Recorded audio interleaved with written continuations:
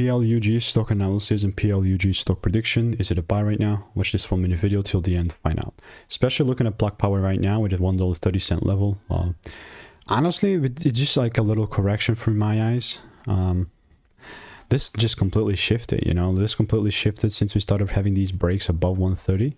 And I'm all ears for it. You know, I'm all here to just milk the most that I can out of it, or, you know, squeeze the most juice that I can.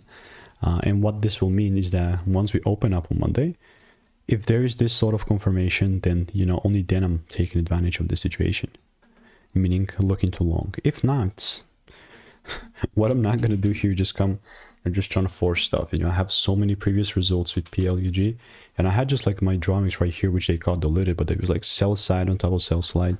If you've been watching me, you're just nodding your head.